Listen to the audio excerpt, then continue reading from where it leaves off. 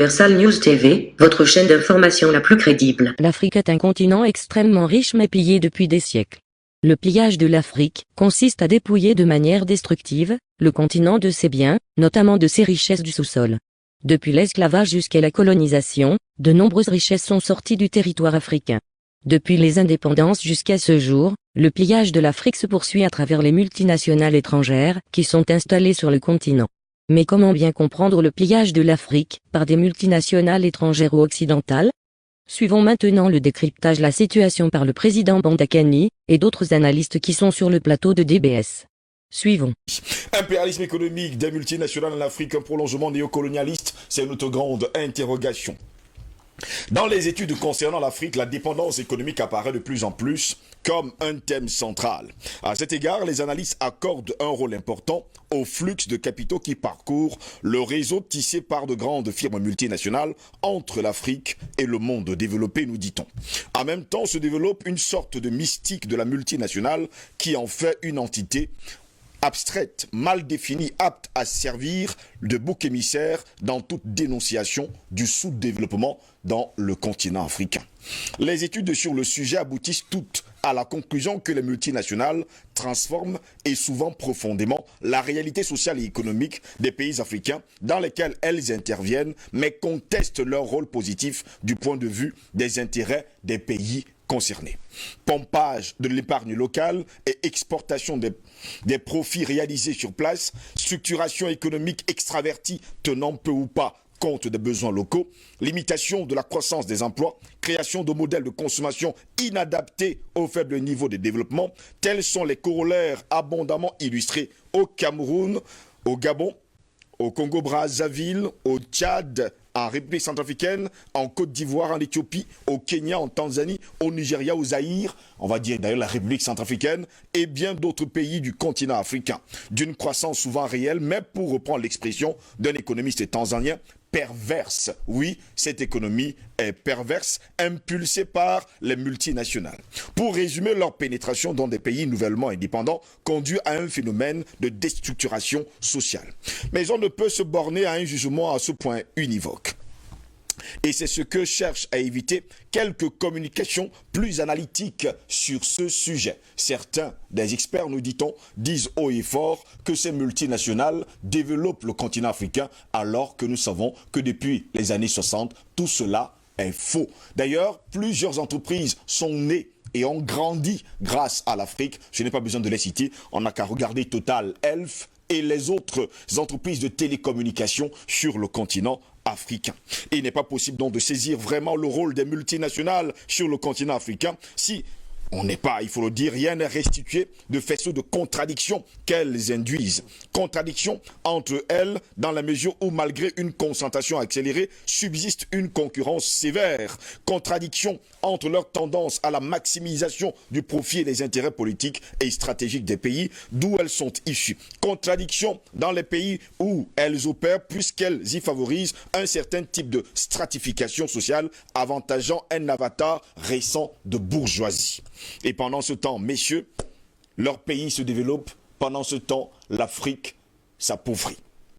Compradeurs, au détriment en tout cas des couches d'entrepreneurs locaux qui se voient bloqués dans leur aspiration à se constituer en bourgeoisie. De tout cela, les gouvernements qui entendent lutter contre les multinationales sur la base du nationalisme économique doivent tenir compte, d'autant plus que les sociétés multinationales, dans l'organisation actuelle du système mondial de l'impérialisme, disposent de formes institutionnelles souples, leur permettant aux besoins de partager certaines de leurs activités avec des compagnies nationales. C'est pourquoi la question des transferts de technologie s'impose et surtout que la multinationale implantée dans un pays soit indépendante, partenaire du gouvernement ou encore d'entreprises locales ou plus simplement employée en tant que consultant. Tout cela retient en tout cas notre attention ce matin.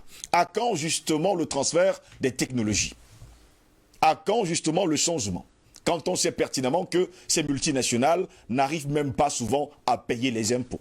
Elles sont très nombreuses, les multinationales sur le continent africain, qui ne payent pas des impôts pendant plusieurs décennies et qui souffrent, qui en pâtissent. Parfois, les employés de ces multinationales, n'ont pas d'allocation familiale. Allez savoir justement ce qui se passe sur le continent africain. Voilà pourquoi nous nous interrogeons ce matin. Un prolongement néocolonialiste, c'est notre grande interrogation. Et je prends immédiatement votre réaction, messieurs. Président Badakani, ce matin. Monsieur Ngos, vous nous demandez ce matin si la présence des multinationales est un prolongement du néocolonialisme. Les multinationales sont le néocolonialisme. Les multinationales sont l'impérialisme.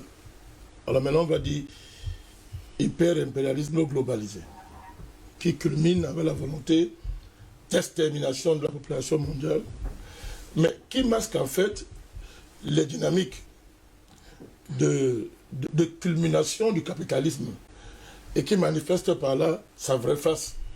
Quand vous lisez Lénine, vous lisez Marx et tous les théoriciens qui ont décrypté le capitalisme, ils vous disent que le capitalisme c'est une dynamique économique qui se mord la queue. C'est un système qui se mord la queue. C'est un serpent qui se mord la queue. Donc, il est bourré de contradictions. Sa première contradiction, c'est la contradiction entre le caractère privé de la propriété et le caractère social de la production. Ça veut dire quoi? Ça veut dire que vous voyez que des individus ont un capital qui est privé. Mon entreprise m'appartient, la multinationale m'appartient, les propriétés, les moyens de production appartiennent à des individus et c'est consacré par la propriété privée, la loi, qu'on appelle la consécration juridique de la propriété privée. Mais en même temps, le capitaliste produit pour destiner sa production à un marché. Or, le marché n'est pas composé que les capitalistes, ils sont pratiquement très minoritaires. Ce sont des populations, ce sont des nations, ce sont des peuples qui consomment. Vous voyez, donc il y a une contradiction entre la propriété du capital, des moyens de production, et le caractère social de la production, qui font que celui qui a les moyens de production a les moyens d'orienter, d'influencer, de peser, n'est-ce pas, sur la destinée de la société. Donc, ça c'est la contradiction fondamentale du capitalisme. C'est Marx qui a démontré ça, il n'y a plus de débat dessus. Mais je ne vais pas entrer dans les théories compliquées ce matin. Ce que je viens de vous dire, c'est simplement que les multinationales sont l'impérialisme, sont le néocolonialisme. Vous ne pouvez pas douter de ça.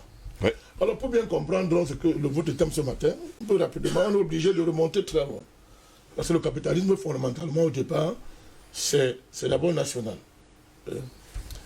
Les capitalistes, les bourgeois, comme on les appelle, doivent conquérir un marché national, déclasser l'économie féodale et implanter l'économie capitaliste, avec les premières manufactures. Et les épisodes, n'est-ce pas, de ce début du capitalisme sont consignés dans le livre éponyme que tout le monde a lu, Germinal. Germinal d'Émile Zola, qui a bien décrit la nature et le visage du système capitaliste dans ses débuts. Après ça, il va grandir. Il va grandir à travers la colonisation. Parce que quand le capitalisme émerge en Europe, au bout d'une évolution, il y a un problème sérieux qui se pose à lui, la question des matières premières. Donc, ils sont obligés d'aller chercher les matières premières ailleurs, l'industrie naissante. C'est ça la colonisation. Bon, la colonisation va chercher les matières premières et la colonisation se maturant dans sa maturité va commencer à jeter les bases de ce qu'on appelle le processus qui va aboutir aux multinationales. Parce que la colonisation fait agir les États, n'est-ce pas, dans une interaction avec la banque, avec les banques, avec l'armée. Il faut bien comprendre le processus. C'est-à-dire qu'il n'y a pas de colonisation si l'État ne s'implique pas. C'est l'État qui protège les colons. C'est l'État qui assure la prospérité des colons dans le pays où ils se trouvent.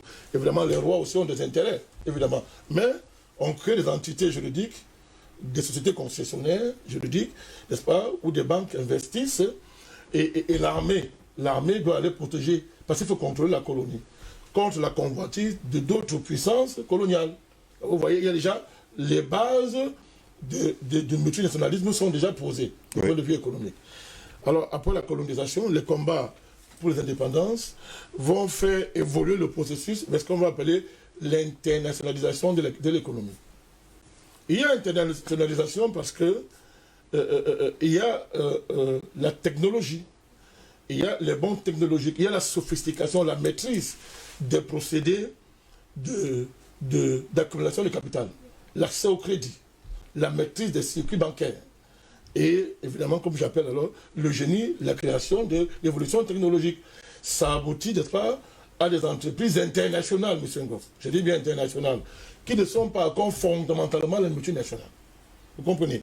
Après, on va aboutir. Mais ce processus international est bien décrit par Lénine dans son célèbre livre, il appelle Impérialisme, stade suprême du capitalisme. Où il décrit très bien que le grand événement du XXIe siècle, parlons comme ça, c'est l'émergence, 19e, 20e siècle, c'est l'émergence des monopoles. C'est le nom que donne un multinational. Et il dit que les monopoles sont des seigneurs de guerre. Ce sont des gigantesques structures qui réalisent ce que Lénine appelle la fusion du capital bancaire et du capital industriel. Mais moi, nous, on ajoute le capital militaire aussi, désormais.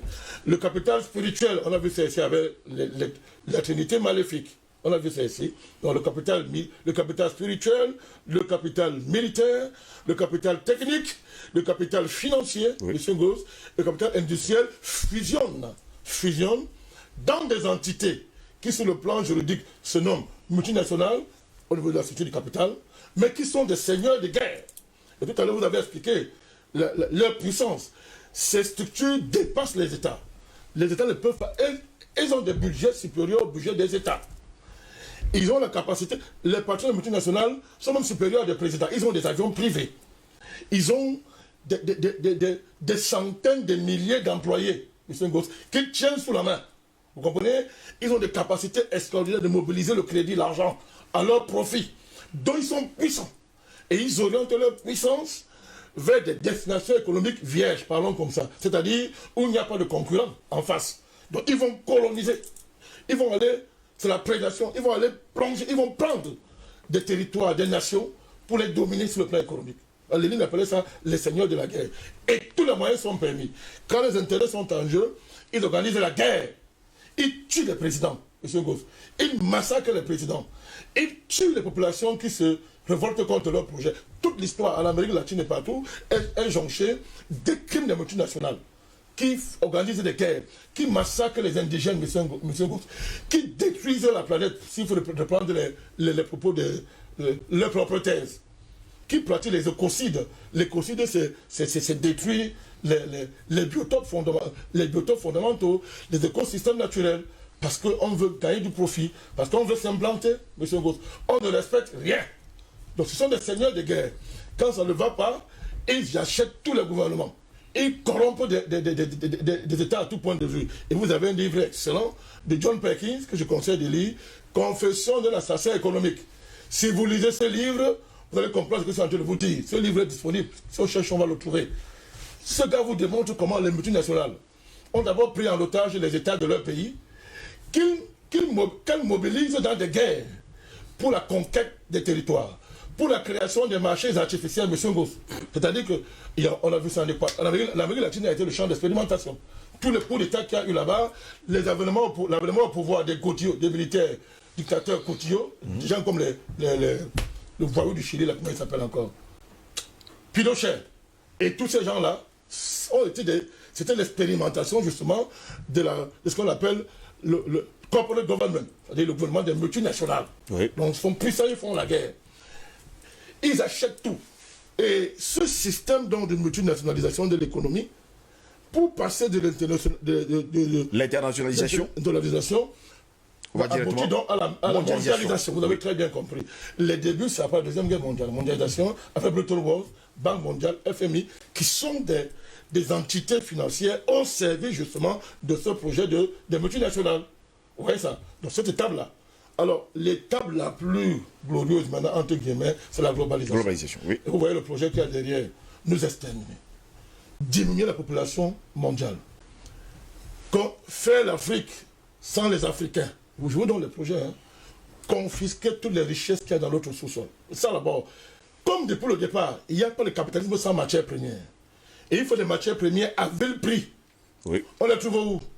Sur le continent africain. Donc il faut contrôler les sources des matières premières d'abord, pour garantir au capital la certitude qu'il va rentabiliser ses investissements.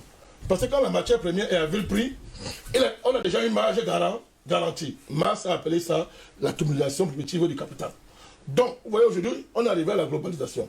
La globalisation, c'est donc quoi? Et vous allez voir le destin et le team des multinationales. Aujourd'hui, ils ne veulent même plus s'appeler comme ça. Hein. Ils s'appellent aujourd'hui les acteurs du capitalisme. Voilà le nom qu'ils se donnent. Et ça, c'était avant-dernier forum de Davos, où ils s'appellent, ils ne veulent plus qu'on l'appelle multinationale. Ils disent capitalisme des acteurs. Donc nous sommes les acteurs de l'économie. C'est un sens, ça veut dire quoi? Vous voyez, on parle tous les jours du grand reset. Mais le Covid, c'est le grand reset. Vous avez vu comment est-ce qu'on a exterminé les petites et moyennes entreprises partout dans le monde? Au profit de qui? Des grandes entreprises comme Amazon. Je lisais un document hier où vous avez des gens comme Sanofi qui a fait un bond en termes de croissance économique de 340%. Écoutez bien, pendant que les petites entreprises, les moyennes entreprises, petites, sont en train de mourir, oui. Non, même pas. On tue les restaurants, les machins, on les tue. C'est le travail du voyou qui est en France là. Comprenez? Il faut les appeler comme on doit les appeler. Pendant qu'on détruit les Amazones, les Sanofi font des chiffres d'affaires extraordinaires. Monsieur Gauss, Sanofi en plein Covid a fait un bond en termes de croissance économique de 340%. Vous imaginez ça, monsieur Gauss? Et pourquoi donc on est en train d'effacer ce que j'appelle l'économie intermédiaire, les PMI et les PME? Je ne parle même pas des économies informelles, je ne parle même pas de ça, parce que vous verrez, tout à l'heure, on verra quelles sont nos réserves. Quand ils ont fini de prendre ça, le but c'est quoi? Je vais terminer par là. 1. Les gouvernements sont déjà pris en otage, puisque vous voyez, il y a un gouvernement africain qui ne dépend pas du FMI. Donc il faut bien voir, hein. Tous les gouvernements africains, du monde entier, dépendent du Fonds monétaire et de la Banque mondiale. Ils ne peuvent pas écrire 3 lignes sans que le FMI corrige. Et mais il y en a qui ont 0, il y en a qui ont 5 sur 20, il y en a qui ont 4,5 sur 20, il y en a qui ont 9,5, il y en a qui ont 10,5, 11. Quand tu as 11, on dit que tu es un bon élève. Et le ministre de l'économie de ton pays, il se vante. Il dit que je suis un grand ministre. Parce qu'on a dit qu'il a 11. Mais quand tu as la moyenne, ça veut dire que ton pays va disparaître. C'est-à-dire plus tu montes dans la moyenne, plus le FMI salue tes programmes, plus le FMI apprécie ton programme économique, tu es en danger. Ça veut dire que tu es le plus avancé, n'est-ce pas, dans leur programme économique. Donc, très bientôt, le but c'est quoi? On va prendre vos maisons, tout ce qui vous appartient, la terre, le climat, les fleuves, tout ça vont les appartenir, et en retour, ils vont distribuer ce qu'ils appellent le revenu universel. 1500 €, la moyenne un peu, à tout le monde, à la seule condition que si tu as droit à 1500 €, tu te fasses vacciner. Parce que le vaccin, c'est le parachèvement du rêve capitaliste qui a toujours été le contrôle absolu sur l'être humain, qu'il considère comme étant un facteur, parmi les autres facteurs. Ça dit que pour le capitaliste, l'être humain n'est pas différent de l'eau, de la terre, d'une matière première. Donc, jusqu'à maintenant, il y avait une certaine hiérarchie entre les différents facteurs. On estimait que l'énergie, les matières premières, les mines, tout ça, bon, était inférieur à l'homme. On a fait ce jeu-là. Mais lui, le capital maintenant est en train de passer au stade suprême. Il estime que l'être humain ne vaut pas mieux qu'un autre facteur. Donc il faut le traiter comme un autre facteur. Comme nous maltraitons l'énergie, comme nous maîtrisons l'énergie, du point de vue technologique, il faut aussi que l'être humain devienne une technologie qu'on peut maîtriser par des boutons. C'est ça le projet.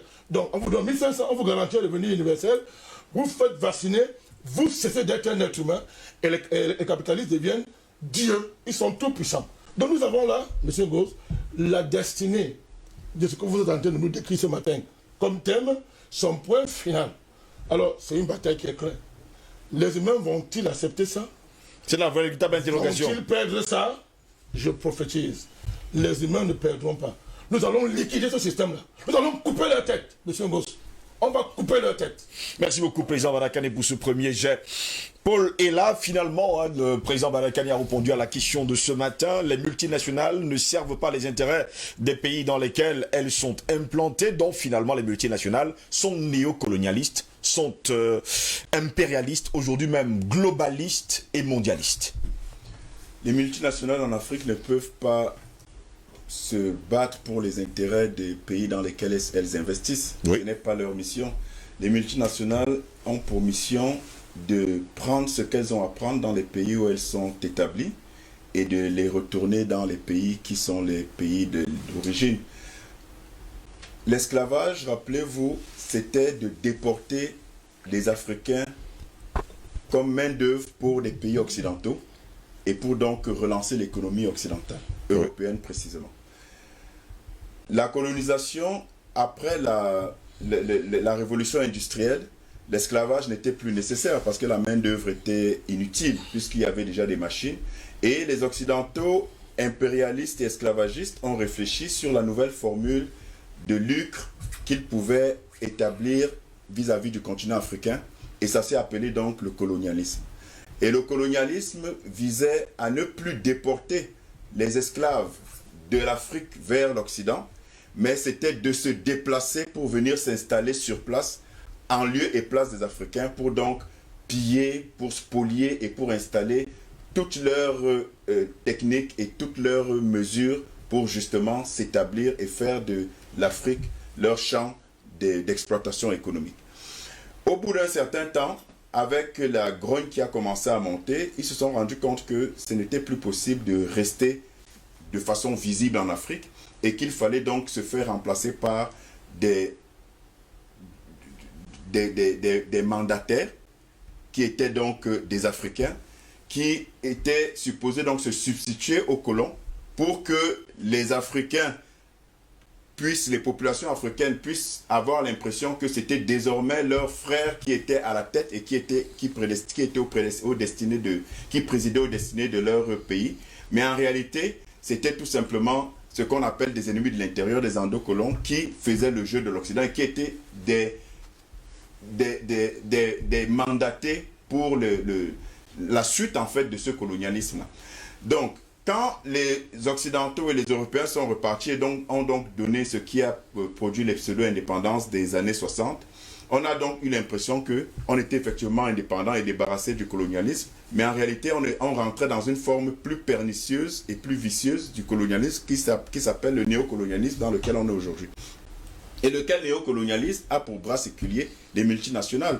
Parce que le but du néocolonialisme, justement, du colonialisme d'abord et du néocolonialisme ensuite, c'est d'être sur place, maintenant ne plus être présent en tant qu'Européen et en tant qu'étranger visible de façon palpable, mais d'être remplacé par des sous-préfets en fait de la colonisation qui sont africains comme nous et qui en réalité font le jeu des Occidentaux. Et le meilleur moyen de faire perdurer ce système néocolonial, c'était justement par les multinationales qui ont pour objectif justement de continuer ce que l'esclavage, la colonisation ont commencé depuis le temps, mais de façon beaucoup plus subtile.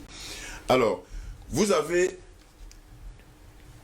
la monnaie qui est un élément essentiel dans toute économie. Et vous savez très bien que les pays africains, pour ceux ils dépendent de la zone franc CFA, sont en réalité liés en parité fixe et par toutes sortes d'accords post-coloniaux qui ne sont que pernicieux et qui ne sont que négatifs pour les pays africains. Et quand vous vous rendez compte que ces multinationales qui sont présentes dans nos pays, en réalité, tout le système politique, économique qui a été imposé et qui continue de perdurer dans les pays africains, ce système-là est en réalité a pour objectif de préserver les intérêts de ces multinationales-là. Vous vous rendez compte que la plupart des multinationales qui sont présentes au Cameroun sont là depuis parfois près d'un siècle. Quand vous regardez dans le domaine des cimenteries par exemple, avec le groupe Lafarge ou d'autres, vous vous rendez compte qu'en réalité, ces multinationales ne sont que la partie visible de l'impérialisme hégémonique du néocolonialisme actuel. Et regardez très bien, nous avons dans notre tissu économique environ 200 000 entreprises, un peu plus. Et vous vous rendez compte que 99% de ces entreprises-là, ce sont des PME, mais que 65% du PIB, donc de la richesse créée, ça c'est les chiffres officiels donnés par nos institutions statistiques, 65% de notre PIB sont réalisés par les multinationales. Oui.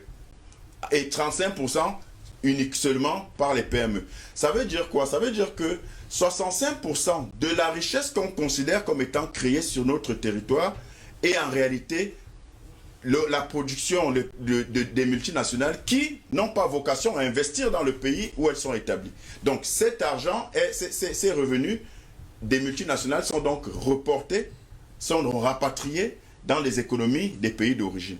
Et vous vous rendez bien compte du caractère pernicieux et bien organisé de la situation et de la servitude économique et monétaire dont font face les pays dépendants de la zone CFA. Puisque quand on vous parle aujourd'hui comme prétendu avantage du franc CFA, de la garantie illimitée de la convertibilité, en réalité, c'est un modèle économique et monétaire qui est pensé uniquement pour préserver les intérêts des multinationales. Puisque les multinationales n'ont plus besoin de changer leur devise pour pouvoir continuer à faire leur business en Afrique. Oui. Ces multinationales n'ont pas besoin de rapatrier leur devise par quelques mécanismes de change que ce soit, puisque le CFA est arrimé de façon fixe en euros. Et donc, vous vous rendez compte que tout ce qui est fait au niveau du franc CFA, au niveau des matières premières que ces multinationales pillent, parce que l'essentiel de ces multinationales, en réalité, sont des multinationales qui opèrent dans le secteur industriel, qui est quasiment totalement à la solde de ces multinationales-là. Parce que quand vous regardez le tissu industriel africain, vous vous rendez bien compte que l'essentiel des structures qui opèrent, ce sont des multinationales. Et donc, comme je le disais, qui n'ont aucun intérêt à développer les pays dans lesquels elles sont installées. Puisque quand elles réalisent ces profits-là, 65% du PIB du Cameroun, pour le cas du Cameroun, l'essentiel de ces profits-là sont rapatriés dans leur pays. Quand vous regardez les banques, qui également sur les 15 banques camerounaises, enfin établies au Cameroun, environ 10 ou 11 banques sont des banques à capitaux étrangers. Mais ces banques-là n'ont aucune vocation à financer l'économie camerounaise. Vous allez regarder que plus de 80% des financements qu'octroient ces banques dans nos économies sont des financements à court terme. Or, le court terme n'a pas vocation à financer l'économie. Si vous voulez financer l'économie, c'est minimum moyen terme, mieux le long terme. Oui. Mais ces banques-là ne prêtent pas, tout simplement parce qu'elles sont conçues comme telles. Déjà, c'est essentiellement des banques commerciales. Très peu, sinon aucune, ne sont des banques d'investissement, des banques de développement, c'est des banques commerciales donc qui ont des dépôts à très court terme, donc des disponibilités à vue, donc exigibles à première demande, et qui n'ont donc pas une vocation de métier à financer l'économie, ça veut dire faire du long terme. Mais en réalité, ces banques-là profitent essentiellement à qui? Aux multinationales. Entreprises qui sont ressortissantes de leur pays, ça veut dire les multinationales. Et vous vous rendez compte que l'essentiel de ces banques sont d'origine française et que ces banques-là profitent de la situation qu'impose le franc CFA aux pays africains. Et en somme, aucune de ces entreprises multinationales n'a intérêt et n'est établie sur le continent pour les intérêts de l'Afrique. Elles n'ont pas vocation à développer l'Afrique. Et vous vous rendez compte qu'il y a deux éléments essentiels pour ces multinationales. Les ressources, les matières premières et le coût de la main-d'œuvre. Nos compatriotes sont payés au lance-pierre, quasiment, quand vous regardez ce qui se passe dans les multinationales au Cameroun.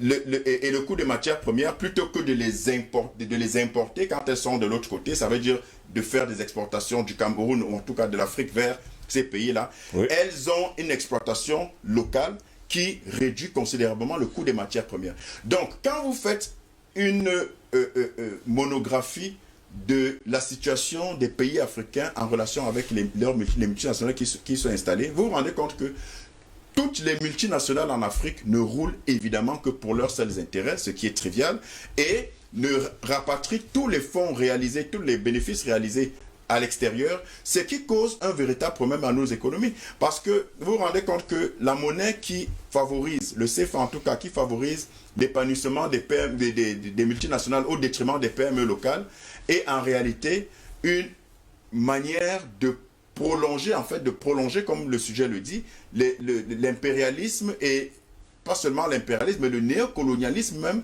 qui en réalité sévit depuis au moins les années 60. Merci beaucoup, hein, Paul. Et là, Albert Anatole, ici, d'après les statistiques, l'évasion fiscale des multinationales sur le sol africain, il faut le dire, extorque à l'Afrique 7100 € par seconde. Donc, si on part justement prendre l'initiative de calculer, le continent africain perd chaque jour des milliards d'euros. Je n'ai pas dit des milliards de francs CFA. Oui, disons que normalement, si nous étions dans un contexte noble, n'est-ce pas, de partenariat économique ou de coopération commerciale, si vous voulez, ça devrait être intéressant. Mais sauf que ce n'est pas le cas, parce que la présence des multinationales d'une manière générale en Afrique, en soi n'est pas un problème. En soi n'est pas un problème. Ça ne devrait pas être un problème. Ça ne devrait même pas être un problème. Mais sauf que ça devient un problème lorsque, elles sont en situation de monopole, comme c'est toujours le cas.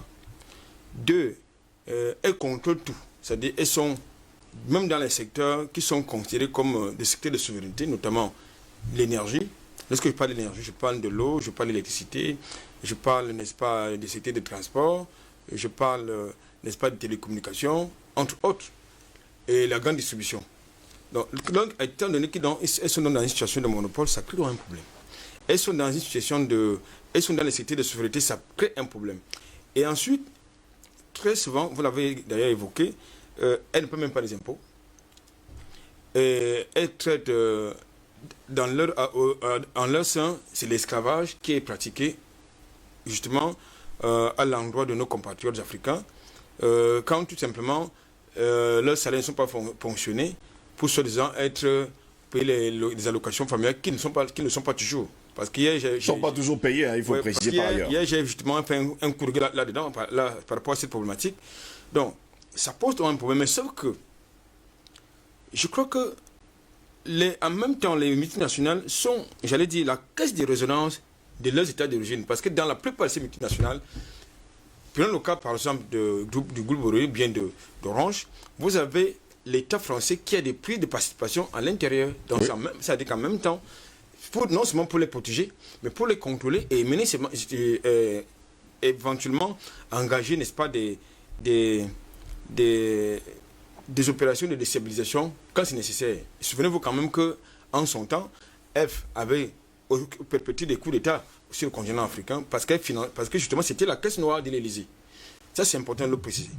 Mais c'est le même rôle, parce qu'à un moment donné, lorsqu'un État a besoin de l'argent, ce n'est pas l'État qui va sortir l'argent. Hein. Vous avez à Renault, au Niger, quand l'État français veut résoudre un problème de ce côté-là, c'est à Renault qui sort de l'argent. Orano qui va sortir de l'argent. C'est la même chose qui concerne Total. Quand il y a un problème à résoudre, c'est Total qui sort l'argent, pas l'Élysée. Donc c'est comme ça que c'est. Pourquoi? Parce que l'Élysée a des prix de participation en interne. Ça, c'est d'un de deux. C'est vrai que on peut bien décrire le fait que ces multinationales sont dans une situation d'impérialisme et de néocolonialisme, mais finalement c'est la faute à qui? C'est la faute à nos gouvernements. Parce que ces entreprises-là, déjà, elles ont des avantages fiscaux scandaleux. Oui. De deux, elles n'ont pas un cahier de charges, elles ne sont pas associées à un cahier de charges clair et précis, et qui est contrôlé dans, j'allais dire, l'application ou le respect est contrôlé par une institution précise. Je prends un autre cas. Il n'y a pas que les entreprises françaises. Vous avez des entreprises chinoises, vous avez des entreprises libanaises qui sont également dans le secteur d'extraction minière, qui sont dans l'exploitation forestière. Bref, vous avez donc une multitude d'intervenants de ce côté-là qui en fait sont des comptoirs diplomatiques de leurs États. Et ça pose problème au niveau du casting de notre économie. Parce que là-bas, chez eux, ils prennent le protectionnisme économique.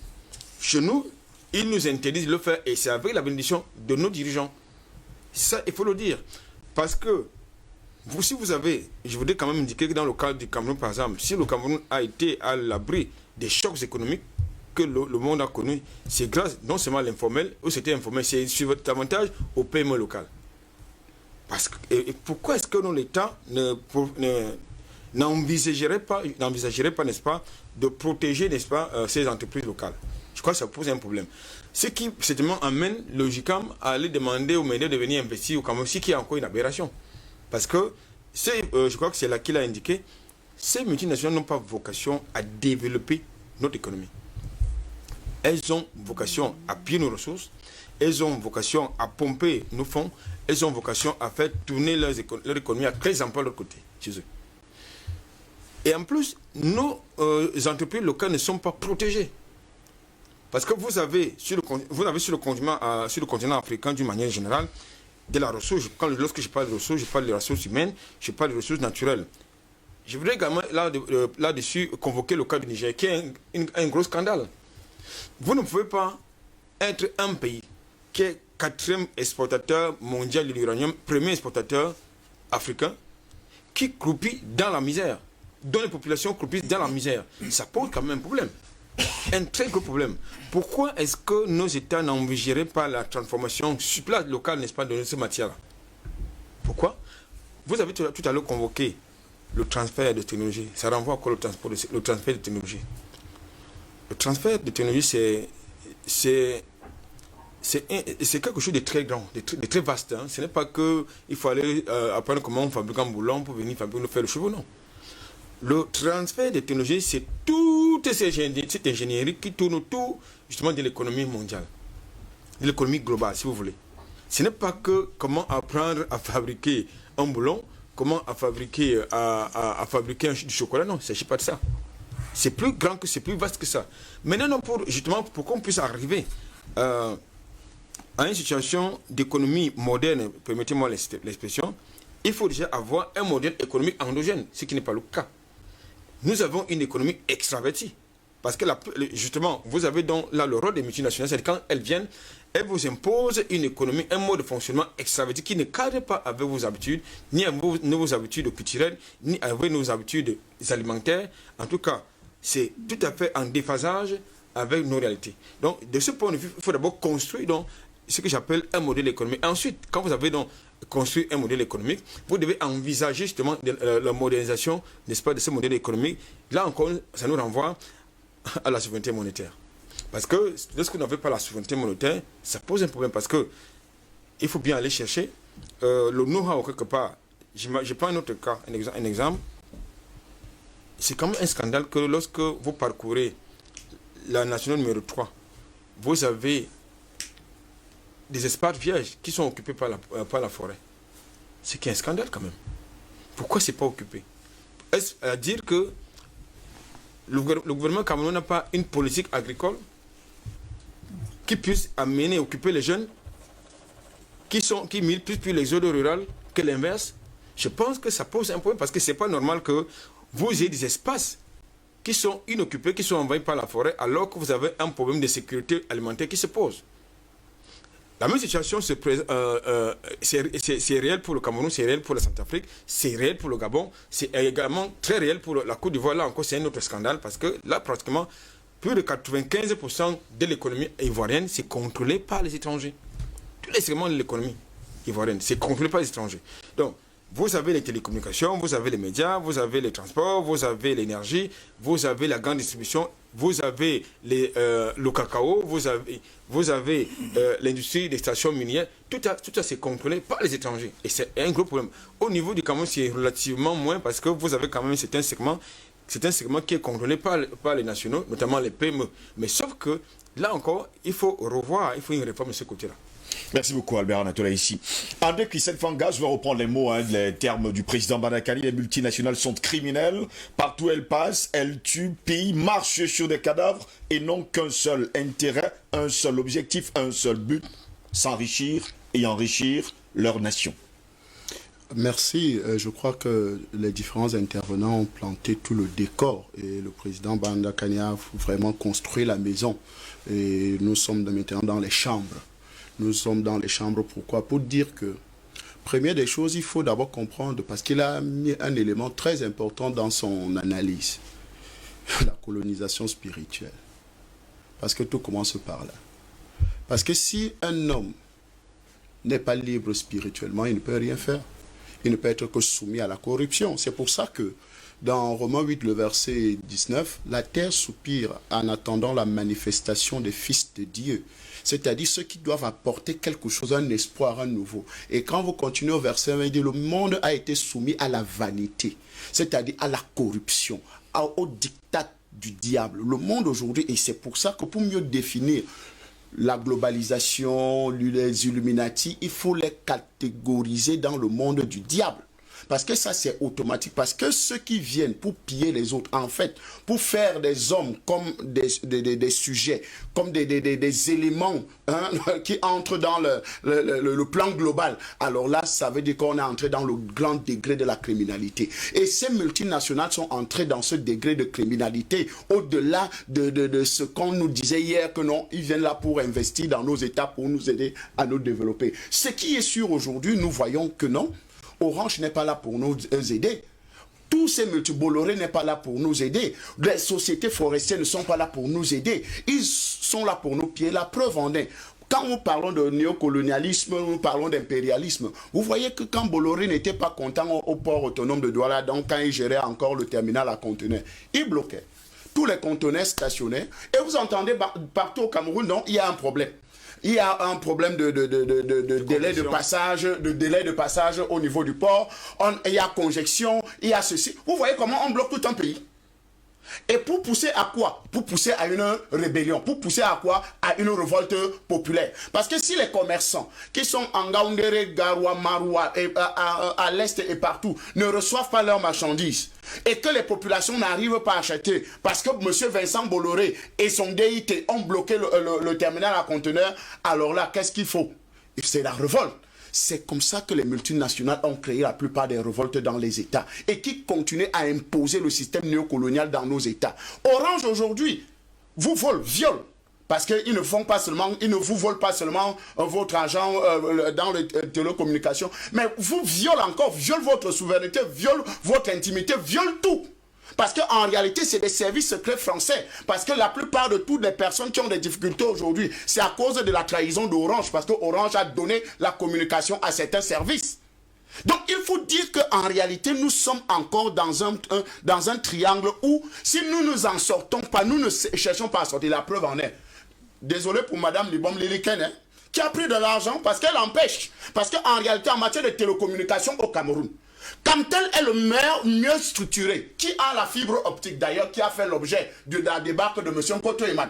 Parce qu'en réalité, il a voulu créer l'indépendance télécommunicationnelle du Cameroun. Il a mis en place la fibre optique et tout le reste. Comment on peut avoir un pays qui a la fibre optique? Et vous savez que c'est Camtel qui donne la possibilité à Orange et MTN d'exister. Parce que c'est elle qui a le plus grand produit. Aujourd'hui, on empêche Camtel d'entrer dans le mobile. Vous voyez la guerre de communication, la guerre maintenant entre les bombes avec le DG de Camtel, et en plus de l'arrêter. Donc vous comprenez qu'il y a un problème grave, parce que ces multinationales, en dehors d'avoir le contrôle sur certains pans, elles corrompent avec beaucoup d'argent les différents responsables de nos États. Donc nous avons une situation comme celle-là aujourd'hui au Cameroun par rapport à la télécommunication. Vous avez une situation qui nourrit les rebelles en brousse au niveau de la RCA. C'est les sociétés forestières françaises. Je vous le dis parce que j'ai des éléments. C'est des éléments que je sais parce que la plupart de tous ces rebelles, à chaque fois, ils font semblant d'arrêter un camion de bois ou bien de citerne de ces multinationales-là. Il faut négocier avec ces rebelles et on les envoie 1 million, 2 millions, 3 millions, 5 millions. C'est pour nourrir quoi? C'est pour nourrir justement la rébellion. Pourquoi ne pas investir cet argent au niveau des FACA ou bien de l'armée pour qu'on puisse les sécuriser? Mais ils préfèrent négocier avec... Ils ne sont pas là pour ça. Mais c'est pour ça que j'essaie de vous expliquer que voilà le rôle des multinationales dans nos États. Créer des coups d'État, créer des situations d'instabilité. Mais posez-vous une question. Qu'est-ce que fait PHP? PHP, c'est la plantation au Penja qui fait la banane. D'ailleurs, vous mangez cette banane. Ce que les Camerounais mangent, ou bien les zones de la Soumna, c'est les déchets. Et il faut voir comment les Camerounais vont se battre pour ramasser ces déchets. En Djombe Penja, ici, pas loin de nous. Donc, mais ils occupent un territoire. D'ailleurs, plus grave, il y a un problème écologique, il y a un problème de pollution. Parce que pour arroser ces plantations, il faut, pour verser les engrais dans ces plantations, il faut un hélicoptère qui déverse. Et vous savez qu'en suspension, en l'air, quand vous versez, vous n'avez plus de contrôle. Le vent peut emmener ces fongicides et tous ces éléments-là dans toute la nature. Pourquoi il n'y a pas aujourd'hui? Pourquoi vous vous étonnez des maladies graves qui nous arrivent? C'est tout là-bas. Donc aujourd'hui, la pollution de l'eau. D'ailleurs, même, il y a une autre multinationale qui est dans ce même giron, qui s'appelle Tanguy. Aujourd'hui, vous ne pouvez pas être installé dans un territoire où il y a la pollution. Et ce même Tanguy nous vend de l'eau. Plus cher qu'un litre de carburant. Mais vous comprenez qu'aujourd'hui, on n'est pas dans une logique où les gens veulent notre développement, veulent notre bien. On détruit notre santé. Parce que ces multinationales-là ne sont pas là pour notre bien. Ils détruisent notre santé avec tous ces éléments-là. Aujourd'hui, notre économie est détruite et nos États sont détruits. La preuve en est que parfois les États, vous voyez notre frère Alpha Condé, le président de Guinée, il était obligé de marcher avec Bolloré partout. De présenter Bolloré comme son ami. Partout. Il le présentait, il dit pourquoi? C'est parce que Bolloré faisait sa campagne. Bolloré avait acheté des grands écrans qui faisaient sa publicité avec son groupe de communication, Havas et tout le reste là. Donc, on est prisonnier. Et si on ne décide pas de nous libérer de ces multinationales, parce que nous avons des capacités, ce qu'on ne dit pas. Elle a pris, par exemple, le groupe Lafarge tout à l'heure. Ça faisait... Ben, ils augmentaient le prix du ciment comme ils voulaient. Ils pouvaient décider du prix. Ils ne faisaient jamais la publicité. Ils ne faisaient jamais la publicité. Le marché captif. Non. Mais dès que Dangote s'est installé, on a vu mais on a vu que c'est quasiment incroyable. Donc, on pouvait acheter d'abord, première des choses, il y a la disponibilité dans le marché du ciment, en provision, partout, on peut retrouver le ciment. Deuxièmement, le prix est resté stable depuis au moins 2 ou 3 ans aujourd'hui. Alors que quand Lafarge était là, on avait des augmentations, on avait des pénuries, on avait tous ces éléments-là qui nous permettaient pas. Mais on se posait la question, mais où va-t-on? Aujourd'hui, on a quand même déjà une stabilité. Mais même jusque-là, le prix du ciment doit même encore rentrer en arrière.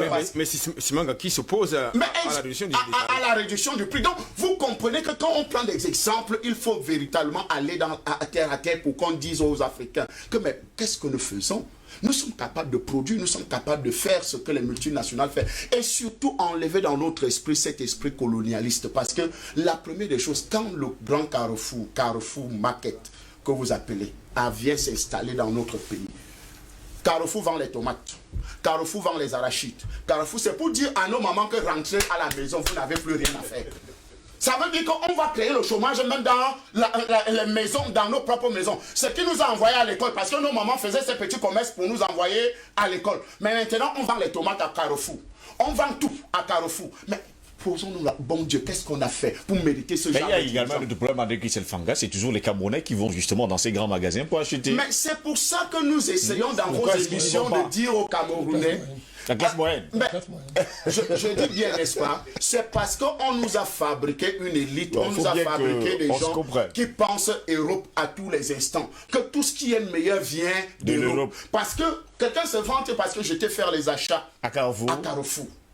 Voilà, ça parle de vantagiste. Oh non, j'ai bu du vin Bordeaux. À Carrefour. Oh, j'ai bu du ruinard. Voilà les Camerounais, voilà l'Africain. Parce qu'il est colonisé dans sa pensée. Il est colonisé dans son être. Il est colonisé dans sa façon de penser, de vivre. Alors qu'en réalité, nous, quand nous prenons le petit déjeuner avec la nourriture qu'on a réchauffée le matin, nous étions les hommes les plus heureux.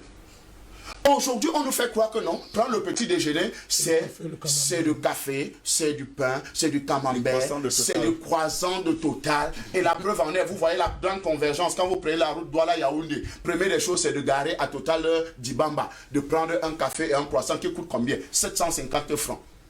Alors que, vous voyez, pourquoi? Parce que première des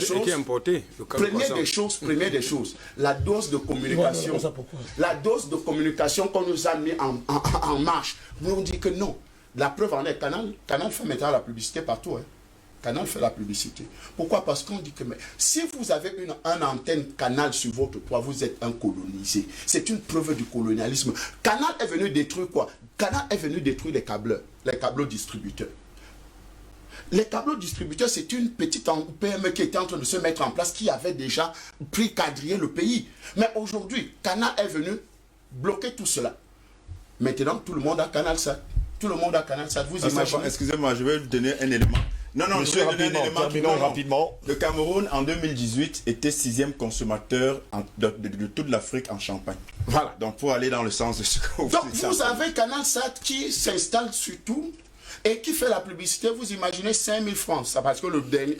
Je vous rappelle d'ailleurs que la dernière fois, ils avaient fait grimper les prix à 5500 francs. Voilà. Bon, ils ont senti que tout le monde avait abandonné, ils sont revenus à 5000. Mais quand nous disons aux Africains, réveillez-vous, Canal n'est pas seulement au Cameroun, Canal est un peu de partout là. dans toute la zone francophone. Donc, vous voyez comment ils sont installés, comment on récupère 5 000 francs chaque mois, à tous les cas, minimum. Ça, c'est le minimum, parce qu'il y a des gens qui ont des abonnements de 25 000, 40 000, 50 000, des abonnements VIP. Donc, aujourd'hui, il faut décoloniser la mentalité des Africains. Leur dire que, mais non, le modèle que nous avons inventé n'est pas le meilleur des modèles. C'est-à-dire le modèle économique venu des multinationales et qui impose, qui ne sont pas là pour notre construction, pour notre développement. Ils sont là pour nous détruire, ils sont là pour nous voler, tuer. Et comme les scènes d'écriture, vous savez, moi j'aime les scènes d'écriture.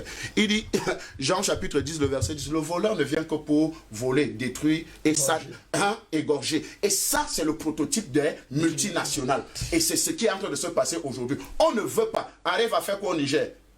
Mais quand vous levez, un seul politicien qui se lève contre Areva au Niger est tué.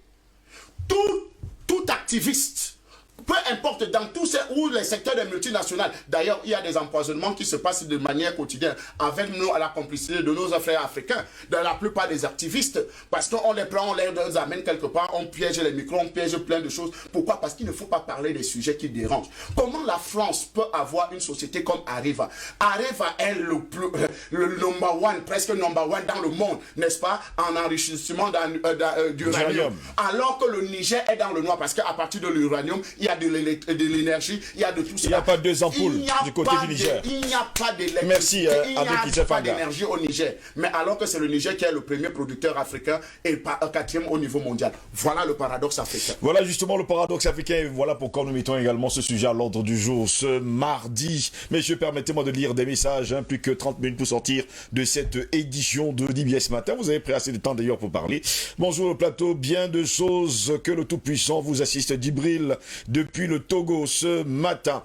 Bonjour DBS Matin, bonjour monsieur Steve, bonjour monsieur Anatole. Ici, l'Afrique doit se débarrasser de ces vieux démons, notamment ces vieux présidents qui minent l'Afrique, qui font piller l'Afrique, même jusqu'à faire souffrir son peuple avec la complicité de ces vieux grandes puissances qui l'ont dominé pendant des siècles et qui continuent jusqu'à présent. Ces vieux démons doivent être chassés, jugés, afin que l'Afrique puisse se développer confortablement. Merci, c'est signé Anatole depuis Kara, au Togo ce matin.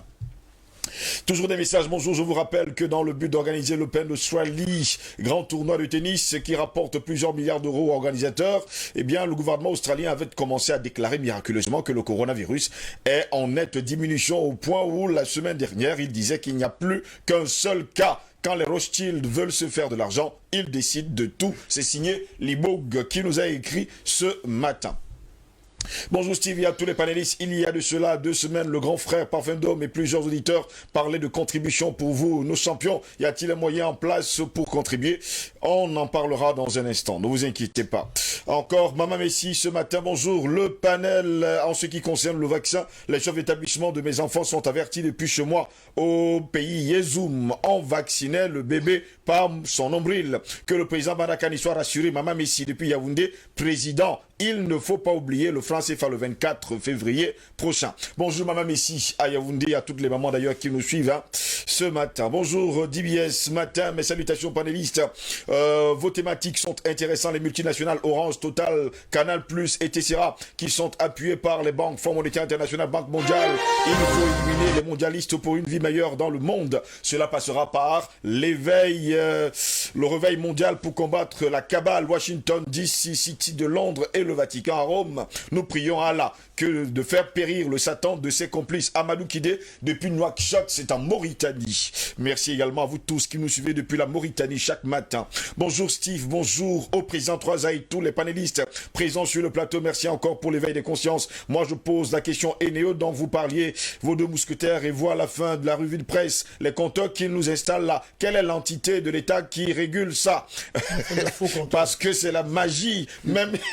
Même charger le téléphone portable, le compteur s'affole. Donc, ils fabriquent le compteur, les trucs, et viennent nous les installer. Si ça, ce n'est pas le néocolonialisme, c'est nous imposer ces factures faramineuses. C'est donc quoi? Arsène depuis Douala, s'il vous plaît, ajoutez-moi dans le groupe WhatsApp. Merci également à vous, Arsène. On vous ajoutera dans le groupe WhatsApp dans un instant. Bonjour, monsieur Ngos. Il faut aussi noter que dans ce système de prédation de capitaux, il y a des lieutenants cachés qui déclenchent et gèrent des réseaux. Mark Eisinger, un ex-espion de la DGSE, CIA et etc., a fait récemment des sorties médias où il explique que, par exemple, en Irak, après avoir mis Saddam Hussein hors d'état de nuire, il y a eu un transfert d'argent liquide non déclaré à la Reserve Bank des États-Unis par des centaines de billets de $100 pour investir sur la reconstruction du pays. Mais ce n'était pas le cas, car il explique que de faux businessmen venaient prendre cet argent et on a vu la montée de Daesh, Boko Haram et etc.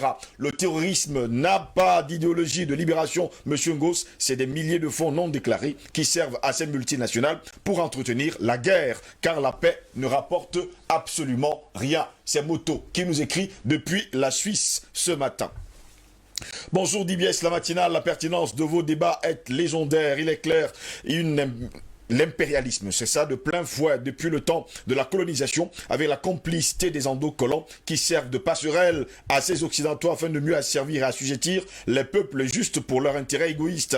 Lorsque des personnes comme les Rothschild, Soros, Kissinger, Jack Attali et bien d'autres qui se disent illuminés vous font savoir leur projet à eux, progressistes capitalistes, dans le nouvel ordre mondial, est de décimer au maximum l'humanité afin de mieux la contrôler en faisant de l'être humain un objet marchand, n'est pas là du satanisme, n'est-ce pas là du satanisme pur et simple? L'Afrique ne sera plus désormais la chasse gardée de qui que ce soit. L'Afrique a besoin de ses fils valables et valeureux que nous sommes pour sortir de ces servitudes, de l'impérialisme. C'est Bekada qui nous écrit depuis Yaoundé ce matin. Bonjour, salut le plateau, bonjour Steve, salut le président Badakani et tout le monde sur le plateau. Je veux rappeler que mon pays, le Bénin, est un bon élève du système en ce moment. Que peut-on faire pour sortir de tout cela? Monsieur Bandakani, c'est Ismaïl, Raouf Ismaïl Lokono depuis Porto Novo au Bénin ce matin.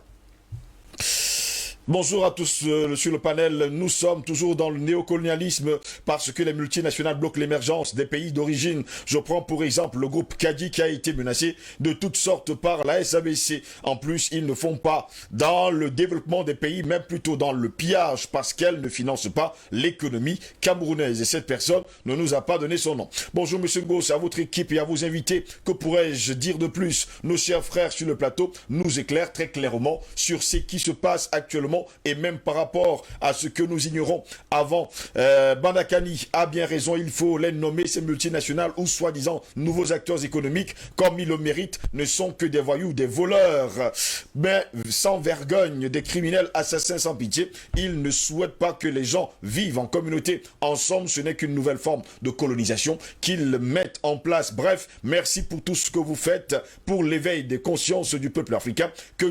Que le Dieu de nos ancêtres et nos ancêtres vous protègent. C'est Bandapa qui nous écrit depuis la Normandie à Cannes, précisément ce matin. Bonjour à toute la famille d'IBS, bonjour monsieur Steve Ngoss et à tous tes illustres invités et techniciens d'IBS la matinale. Je salue l'intervention et les propos du président Badakani. Pas de vaccin parlant de l'impérialisme économique des multinationales en Afrique. Monsieur Ngoss, l'Afrique court vraiment un grand danger, sinon expliquer comment une société comme Orange Cameroun vole les crédits de communication des Camerounais chaque jour qui passe. Et cela, c'est dans tous les domaines et secteurs d'activité. Où sont ces multinationales et en complicité avec certains de nos dirigeants pour s'enrichir avec leur famille, et le peuple est toujours derrière dans une souffrance et misère totale. Excellente journée à vous, c'est Rigobert Gaudin qui nous écrit depuis la France ce matin. Bonjour DBS, je vous salue pour l'éveil de conscience que vous prenez tous les matins. Je suis Monsieur Kassi depuis la République de Côte d'Ivoire. Bonne émission à vous, je vous suis tous les jours. Merci également à vous qui nous suivez dans toute la Côte d'Ivoire. Bonjour Monsieur Steve, voici le vrai visage de l'Occident. Dan Gertler, homme d'affaires israélien, il a débarqué en 1997 à l'âge de 23 ans à Kinshasa, alors en guerre et dirigé pour quelques mois encore par Mobutu, le chef rebelle Laurent Désiré Kabila, a besoin d'argent et d'armes, lance donc l'assaut sur la capitale. Le jeune Israélien, pour obtenir le gisement de diamants et les mines, les hommes s'entendent d'enlever de 20 millions en échange. Il obtient de Laurent Kabila, devenu président, un quasi-monopole sur les diamants. À la mort du vieux assassin en janvier 2001, c'est son fils Joseph qui prend le pouvoir. Eh bien, Dan courtille ce jeune président et expérimente donc cet homme, il devient l'homme d'affaires et devient son émissaire spécial avec la mission de lui négocier le soutien des États-Unis. Bon d'accord, l'arrivée de Trump au pouvoir a sanctionné le diable lorsque Biden a pris le pouvoir. On vous a compris parfaitement, messieurs, les messages, il y en a tellement. Président Banakani, je vais passer la parole pour 3 minutes. 3 minutes, pas plus, pas moins. Hein. Ce matin, 3 minutes maximum. Non, 4 minutes, je prendrai pour 4 minutes pour chacun d'entre nous. Pourquoi nos États aujourd'hui ne peuvent pas avoir des réserves en devises? Je parle bien sûr des euros, ou encore en dollars, ou encore, il faut le dire aujourd'hui, des réserves d'or. C'est Ngos, moi je ne joue pas à la comédie. Vous n'avez pas d'État. Alors il faut arrêter la comédie là, vous n'avez pas d'État. C'est ce que je dis depuis 10 ans et c'est démontré. Vous ne pouvez pas demander à des non-États de faire ce que les États normaux font. Les Africains n'ont pas d'État. Oui. On l'a démontré. Maintenant, ceux qui font semblant de ne pas voir ça, parce qu'ils sont dans le démocratisme néocolonial, oui. C'est leur problème. Je ne joue pas moi ce jeu-là. On nous dit dirigeant africain. Un dirigeant, c'est quelqu'un qui dirige. Quel président dirige son pays en Afrique? On vous démontre que le FMI, c'est le patron de l'économie. Il donne les notes. Il note. Il y a un téléspectateur qui nous a appelé, d'ailleurs, qui nous a écrit, nous dit que, comme par exemple, le Bénin aujourd'hui est le bon d'élèves, il est en danger. Qu'est-ce qu'il va dire? C'est pas commencé aujourd'hui. Depuis l'esclavage, nous n'existons plus comme société. On est dans la guerre. Quand on va remporter la guerre, on deviendra des États normaux et vous allez voir ces choses vont disparaître quasi mécaniquement. Donc, la véritable analyse aujourd'hui, c'est de savoir évaluer l'étape où nous nous trouvons dans le processus de guerre qui dure bientôt, si on prend pour référence l'esclavage, M. Ngos, qui dure bientôt près de 1000 ans. Si vous intégrez l'esclavage arabe, arabo-musulman. Oui. Donc c'est ça. Ça a duré 12 siècles. Moi, le reste, là, je ne perds pas le temps. Il y a un débat comment je fais plus. Je fais plus ce débat là. Donc, moi, je salue mes prédécesseurs qui ont concrétisé, ils ont donné un visage très concret au débat. C'est bien de parler. Le franc CFA, c'est la criminalité multinationale. Plus les gens se trompent, ils pensent que ça appartient à la France. Non, je vous ai dit que la Banque de France, c'est une propriété privée des Rothschild. Mais quand je dis ça, qui peut démentir? L'ambassadeur de France, là, qui fait son cinéma, il va blanchir. Ce sont des faits. Même la France, c'est une colonie des Rothschild. Voilà de quoi. Maintenant, ce qu'on disait ici dehors. Maintenant, enfin, il y a quelqu'un qui a démontré, qui a les preuves, que Macron n'a jamais été élu. Il a truqué l'élection, il était 4e. Il a utilisé Dominion et le logiciel Site et Dominion. Maintenant, c'est dehors. C'est dehors, vous comprenez ces choses-là. Oui. Donc, le franc CFA, c'est la criminalité multinationale. Oui. Ils ont parlé d'Areva, merci. Le cas d'Areva, si on prend seulement, c'est quand vous voyez comment une multinationale décide qui est président, décide de la stabilité d'un pays. Ancien cadre de là-bas. Ne parlez même pas de lui. Quand on parle de lui, excusez-moi, ça m'énerve, ça va même m'énerver. Vous avez une multinationale, et c'est le cas, c'est un cas d'école, c'est le cas qui démontre que tout ce qu'on dit là, c'est clair. Areva, c'est lui qui fait appuyer le bouton Niger, point. Monsieur Ngos, point. Oui. Le Niger, c'est Areva. Le Niger, c'est Areva, ce n'est rien d'autre. Et pendant ce temps, les Nigériens, grand peuple, n'est-ce pas, sont des cordonniers partout, ils se baladent partout dans les pays africains, faisant des petits métiers.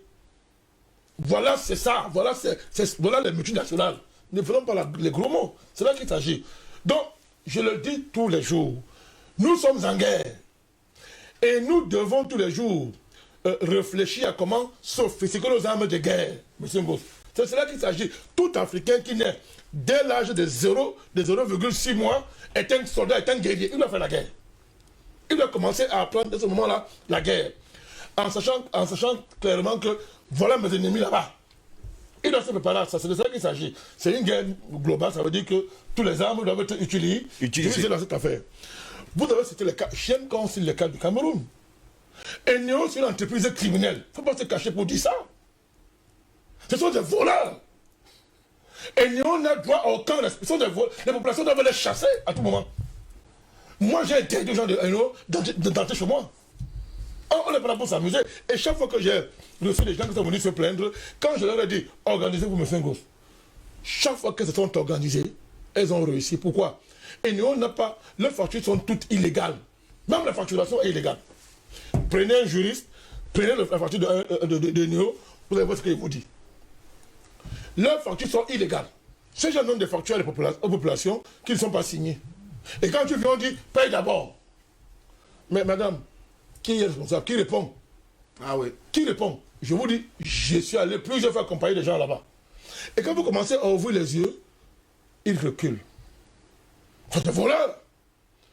Pareil pour Kangwata. Kangwata, ça commence à changer juste un peu. Mais c'est pareil. Je ne reviens pas sur le fait que le réseau s'étend à peine. Alors qu'il y a toutes les possibilités. C'est un marché, le marché de l'eau au Cameroun est un marché quasi vierge. Mais les gens manquent de l'eau. Multinationale. Blocage. Parce que EDF va entrer dans le capital depuis Oboufégué, on connaît. Depuis Oboufégué, ils veulent acheter. On connaît. La France, depuis Oboufégué, veut prendre un franc symbolique. Comme Bolloré a fait avec le port. Ils prennent toujours à un franc symbolique. Monsieur Ngo, Bolloré, c'est ça la vie nationale. Des tueurs, des buveurs de sang, des criminels. Et ils corrompent vos ministres de Yaoundé. Plus que 14 minutes, 14 minutes maximum pour sortir. Je termine. Oui. Les multinationales, c'est le terrorisme au Sahel. Le feu qui est au Sahel, ce sont les multinationales. Oui. Qui utilisent les États, l'armée des États français et consorts, comme étant leur garçon de course pour aller faire la guerre. Mais c'est ça, multinationale. Qui met le Burkina Faso à feu et à sang? Depuis qu'on a découvert que le Burkina Faso, entre autres, c'est une nappe pétrolière extraordinaire, le pays est à feu et à sang. Comme par hasard. Et on dit au président, donne-nous ça. C'est Kaboré. Kaboré a été élu, mais il se rend compte que ça ne sert à rien d'être élu en Afrique. Ça ne sert à rien. Les patrons, ce sont les multinationales. Le patron, il est bloqué là, c'est à cause de ça. C'est ça qu'il s'agit. L'armée burkinabé a été obligée de dire au président, le secret de la diplomatie, c'est terminé. C'est la France qui nous fait la guerre. L'état-major burkinabé, ils ont fait des communiqués, ils ont dit, le président est obligé d'organiser la manière de lancer public, on va faire une étude. Pour ne pas trop froisser les voyous de l'État français, on va faire une étude. Bon, après on va dire que c'est une étude qui a dit. Et l'étude a dit quoi? Que 70% des terroristes sont financés, soutenus, encadrés. On dit, bon, par une puissance étrangère. On dit, par une puissance étrangère. On ne désigne pas une puissance étrangère. C'est la France. C'est la France. Dont l'armée est au service des multinationales et dont Macron est le VRP par excellence, comme tous les présidents européens. Alors, M. Ngouff, le débat, c'est à la fin. Je résume ça en 2 phrases. Le projet globaliste, c'est de faire du monde une propriété privée. Est-ce que vous comprenez ce que ça veut dire? Oui. Le monde comme propriété privée dans les mains des globalistes. Et l'être humain, propriété privée. Dans les mains de qui? Des globalistes. Des globalistes. Oui. Alors, et c'est là où moi j'ai l'espoir. Parce que quand vous hissez au niveau de Dieu, vous dites que Dieu c'est un vaurien, et on va vous montrer qu'il n'est pas un vaurien. Voilà pourquoi je prophétise toujours. Leurs têtes vont tomber. Ils ne réussiront pas. Leurs têtes seront coupées. Merci, président Barakani. Voilà. Paul est là rapidement pour sortir de cette édition de Libye ce matin. Qu'est-ce qu'on fait maintenant? Quelles sont les solutions que nous pouvons justement donner à nos téléspectateurs ce matin? Commençons par vous. Alors, vous avez posé une question au président Bandakani, à laquelle il a très bien répondu, mais vous avez commencé en demandant que faire pour avoir des réserves de change. Et c'est la clé en réalité. La réserve de change, justement. Je pose justement cette question. C'est la clé de ce débat, parce que, rappelez-vous de ce qu'a dit l'un des Rothschild, l'une des personnes chères pour le taquiner à Bandakani. Donnez-moi la monnaie d'une nation. Donnez-moi la monnaie d'une nation. Je m'en fous de ces lois. Et je ne me soucierai pas de ceux qui font ces lois. En réalité, les multinationales dont on parle aujourd'hui, qui pillent l'Afrique, qui paupérisent l'Afrique depuis au moins les indépendances, au moins, en réalité, c'est parce que il y a dans l'économie ce qui permet de rendre possible ce pillage-là. Et c'est la monnaie, c'est la servitude monétaire. Et en Afrique centrale et de l'Ouest, c'est le CFA. Parce que aujourd'hui, quand on parle des investissements directs étrangers qu'apportent les multinationales par le truchement de leurs filiales, ça peut être intéressant si effectivement il y a des clauses qui sont dans l'intérêt du pays de destination de ces investissements-là. S'il y a des contrats qui soient dans l'intérêt des deux parties, s'il y a des clauses qui protège les intérêts du pays de destination. Mais ce n'est pas le cas avec le CFA. Parce que justement, on ne peut pas avoir de liberté économique quand on n'a pas de liberté monétaire, laquelle servitude monétaire du fait justement du franc CFA contraint les pays africains à ne pas s'industrialiser laquelle industrialisation est laissée à la merci des multinationales qui inondent nos marchés de leurs produits et qui font en sorte que nous ayons des économies extraverties. C'est-à-dire que nous consommons ce que nous ne produisons pas et nous produisons ce que nous ne consommons pas. Donc, on ne peut pas avoir de devises, on ne peut pas avoir des réserves de change importantes qui, je rappelle, sont le gage d'une monnaie forte et stable, par le simple fait que les pays occidentaux, notamment la France, ont mis ce mécanisme du franc CFA justement pour embrigader les États et les économies africaines, de telle sorte que nous ne puissions pas nous industrialiser et donc de fait que nous ne puissions être soumis qu'à la loi des multinationales. Quand vous prenez, comme j'ai dit tout à l'heure, les 65% de PIB que représentent les multinationales au Cameroun par exemple, tous ces 65% en réalité sont expatriés. Ils sont rapatriés. C'est des fonds qui rentrent dans leur pays et je ne pense pas qu'il y ait même 5% de ces revenus des multinationales qui sont investis au Cameroun ou en Afrique. Quand vous prenez le reste des 35% qui sont produits par les PME et donc réellement par le tissu local, par des entreprises locales, même ces 35%-là ne représentent pas grand-chose parce que ces 35%-là de production sont en réalité encore consommés par des produits qui sont encore consommés et dépensés dans des produits des multinationales locales. Donc ça correspond encore à de l'importation. Donc les consommations locales correspondent en réalité à des importations puisque nous consommons des produits qui sont réalisés par les multinationales. Et quand ce ne sont pas les produits réalisés par les multinationales, ce sont des produits qui sont importés. Donc en réalité, on tourne en rond. Et je termine en disant que même dans ces 35% que les entreprises, des PME produisent, qui sont essentiellement des entreprises à capitaux locaux, donc nationaux, quand vous regardez quelle est la part de la valeur ajoutée, ce qu'on appelle la part des produits manufacturés, elle ne représente même pas la moitié de ces 35%. Donc en réalité, vous voyez que nous sommes embrigadés de toutes parts et que nos économies ne peuvent pas décoller. Et donc, de fait, les multinationales ont un rôle criminel et impérialiste en Afrique dont il faut se défaire. Nous sommes toujours dans la résolution Albert Anatola. Ici, pendant ce temps, il ne faut quand même pas oublier, comme le déclare d'ailleurs André Christophe Fangaya encore quelques instants, pendant ce temps, les Africains vont toujours dans les grands supermarchés, comme le Grand Mall et tout ça, pour acheter des produits qu'ils pouvaient acheter justement à côté de leur maison et sur le marché national. Tout à l'heure, dans mon propos, du moins lors de ma première prise de parole, je vous ai indiqué que si nous étions dans le cadre, n'est-ce pas, des accords de coopération économique ou de partenariat ou bien de partenariat commercial, ça devrait se comprendre. Or, nous ne sommes pas dans ce cadre-là. Mais vous savez, la nature aussi aura du vide. Hein. Quoi qu'on dise, la nature aura du vide, nous devons nous en prendre d'abord à nos dirigeants. Ouais. C'est ça qu'il s'agit aussi.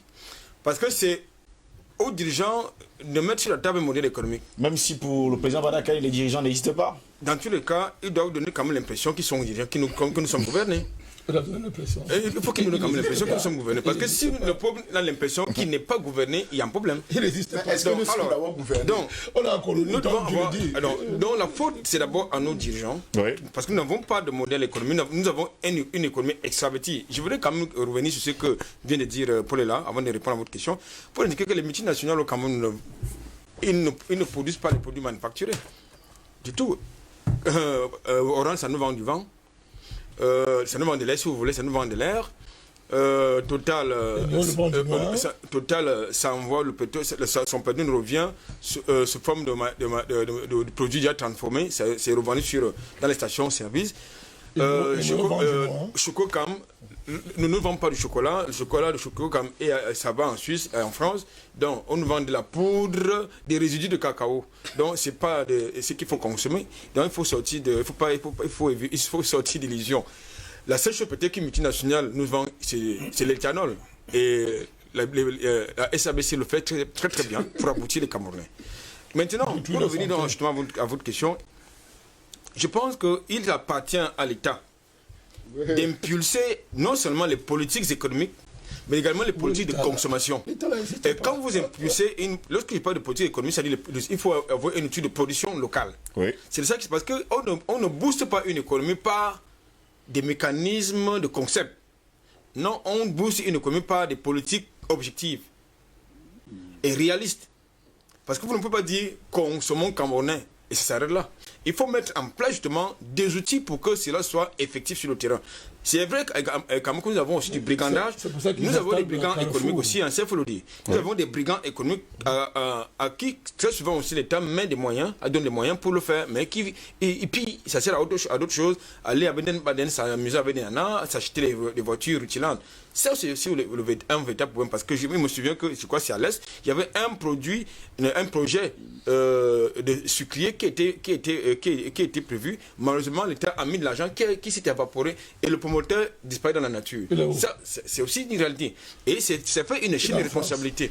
Il se balade alors qu'il devrait être au nouveau. Donc, je pense qu'aujourd'hui, qu'est-ce qu'il faut faire? Puisqu'il est question quand même de sortir par des solutions, du moins pas des propositions. Rapidement, pas des propositions. 3 minutes. La première chose à faire, c'est que l'Afrique, c'est un continent. Le monde change. Est-ce que les Africains et l'Afrique changent? Est-ce que nous regardons ce qui se passe dans le monde comme spectateurs ou acteurs? Je pense qu'il est question de changer de posture. Parce que quand moi je lis certains commentaires sur les réseaux sociaux, je suis très scandalisé de comprendre que nous avons encore un problème. Il faut refaire les cerveaux des Africains. Merci beaucoup, Albert Nature. André Kisselfanga, c'est 1,4 milliard d'habitants sur le continent africain. Ça fait également 1,4 milliard de cerveaux qui peuvent faire justement de belles et grandes choses. N'est-ce pas le bon moment aujourd'hui de se réveiller et de dire justement qu'il est l'heure de développer le continent? Mais je crois que le combat a déjà commencé parce que ce que nous faisons ici, c'est un combat.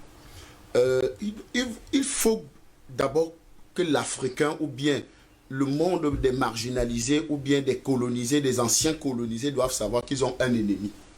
Parce que si nous n'identifions pas notre ennemi, nous ne pouvons pas, nous allons continuer à faire comme les Ouattara, le franc CFA fait une bonne monnaie. Vous comprenez un peu? Nous devons identifier notre ennemi. Et notre ennemi, c'est le capitalisme. Et quand nous parlons du capitalisme, nous parlons des multinationales, de ces impérialistes. En fait, on arrive à la globalisation. Et les globalistes sont nos ennemis, sont les ennemis de la race humaine. Et si quelqu'un est déjà contre la race humaine, ça veut dire qu'il est contre le Dieu créateur. Parce que la vérité, c'est que tout ce que nous voyons, c'est pour enlever Dieu du système de gouvernance terrestre. Et ça, il faut que nous nous apprêtons, nous qui connaissons qu'il y a un Dieu qui existe. Vous comprenez un peu? Que nous nous mettons de ce côté de ce Dieu-là, parce qu'eux, ils ont tous les moyens. Parce que les Africains, nous n'avons presque rien. Mais eux, ils ont tous les moyens. Ils ont les drones, ils ont les bombes atomiques, ils ont tout. Ils peuvent nous éradiquer. D'ailleurs, ils ont même les bombes chimiques, parce que le vaccin est une bombe chimique qu'ils sont en train de préparer pour détruire la plupart des Africains. Ils ont essayé, ça ne marche pas. Donc, il faut véritablement que nous, les Africains, nous nous apprêtons, ou bien nous soyons conscients que nous sommes en guerre, comme le président Bandakane le dit tous les jours. Nous sommes en guerre. Et que nous puissions nous appuyer sur le meilleur des leviers pour nous aider à vaincre, n'est-ce pas? Ne pas nous continuer dans ce logiciel qui a été implanté en nous, nous faisant croire que le blanc est plus fort ou bien le colon est plus puissant. Non, ils n'ont absolument rien du tout. J'ai démontré ici et je continuerai à le démontrer que nous avons un problème avec les 3 F. Les 3 F sont la France, la franc-maçonnerie et le franc CFA. Si un seul instant les Africains ne se rendent pas compte que voilà leur ennemi, et quand je mets la franc-maçonnerie dedans, ça rejoint le concept du président Badakan qui parlait de la lutte religieuse, parce que la plupart se font enflammer le derrière dans ces loges sataniques et démoniaques. La plupart sont colonisés. Ils enflamment les enfants. La preuve en est l'opération. Donc voilà ces éléments-là. Si nous les Africains, nous continuons dans la même logique, parce que l'une des choses qu'il faut rappeler aux Africains, nos parents ont lutté. Ils ont lutté, les nationalistes et tout le reste, nos aïeux ont lutté. Mais avec quelle force? C'est parce que justement, cette force-là n'avait pas la capacité de vaincre notre adversaire que nous n'avons pas pu réussir le combat. Maintenant, nous avons quelqu'un, une force qui peut nous aider, c'est-à-dire la force divine, de véritablement battre ces gens qui sont des diables. Parce qu'il faut leur dire, les multinationales sont les agents du diable. Claire. Tous ceux qui travaillent au niveau international sont les agents du diable. La preuve en est. Un homme comme Ouattara ne peut pas venir nous dire en Afrique que le franc CFA est une bonne monnaie. À sortir d'une audience où on lui demande comment était l'audience avec le président Macron, la première des choses, il dit, je voudrais rappeler aux Africains ou bien à ceux qui disent que le franc CFA et tout. Vous voyez, voilà les éléments que nous devons combattre. Merci beaucoup, messieurs, d'avoir été là ce matin pour cette autre édition d'Audibiès Matin. On va pas également oublier de dire, le président Badakani revient également pour dire à la compagnie de téléphonie mobile MTN qui a confisqué son numéro de téléphone depuis 6 mois. Il a besoin justement de récupérer son numéro de téléphone. Vous êtes trop poli. Je suis toujours poli. Je vous ai Depuis toujours dit 6 d'être mois, courtois. j'ai averti doucement. Les petits bandits du MTN là, qui me remettent mon numéro de téléphone. Vous comprenez, hein? Oui. Mais Nestel nous donne les numéros, qui nous donne J'ai la un numéro connexion. Nestel. J'ai un numéro Nestel. Mais qu'est-ce qu'il y a? On doit nationaliser les choses. C'est un droit, écoutez. Je suis sérieux. On est d'accord, président. Quand je vais débarquer à MTN, je vais arrêter le travail là-bas. non, je le dis à mon autre vision. Ce qui va arriver, va arriver. Qu'ils me remettent mon numéro. À moi, on ne fait pas ça. Ces petits bandits-là, à moi, on ne fait pas ça. Ça fait 6 mois qu'ils m'ont privé de numéro avec un préjudice extraordinaire en termes de contact, même au niveau international. Je sais pourquoi ils ont confisqué mon numéro. Qui me remettent ça quand ils veulent débarquer là-bas à MTN. Merci, monsieur, d'avoir été là ce matin. Paul est là, merci d'avoir été les nôtres ce matin. Merci, merci. Et départissons-nous de cette hégémonie, de cet impérialisme néocolonial des multinationales, en commençant individuellement à consommer local. Merci également à vous, président Badakani, d'avoir été des nôtres ce matin. Vous voyez que depuis 6 mois, il n'a rien dit ici, non? C'est la première fois que je parle de ça à mon autre vision de MTN, non? Oui, Voilà. c'est la première fois. On vous accompagne. Quand je vais débarquer là-bas, ok. Merci beaucoup à vous également, Albert Natola, ici d'avoir été là Écoutez, ce Steve matin. Gislongo, ce fut un plaisir, mais écoutez, il ne faut pas... je crois que tous les éléments ont été convoqués au cours de cet échange, de ce débat. Je crois que chacun a pu avoir sa petite idée pour justement qu'on puisse avoir une Afrique décomplexée, émergente et surtout dynamique. Merci également à vous, André Christophe-Fanga, d'avoir été là ce matin. Matthieu chapitre 15, le verset 11. Ce n'est j'aime pas ça. ce qui entre dans la bouche de l'homme qui souille l'homme, mais ce qui sort de sa bouche qui le souille. Merci beaucoup, messieurs, d'avoir été là ce matin. Il faut reconnaître que l'Afrique est immensément riche en ressources, qui sont des éléments vitaux pouvant permettre le développement de l'économie des pays sous-développés. Mais, l'Afrique subit le pillage de certaines multinationales étrangères, qui cherchent à s'accaparer de toutes ces richesses. Ici, Christine Muriel, pour Universal News TV. Merci de suivre Universal News TV sur YouTube. Nous vous rassurons que les informations que nous diffusons au quotidien sont suffisamment crédibles. Alors, n'hésitez pas à liker la vidéo si elle vous plaît, et si vous êtes nouveau sur la chaîne. N'oubliez pas de vous abonner et d'activer la cloche de notification pour ne pas rater nos prochaines vidéos.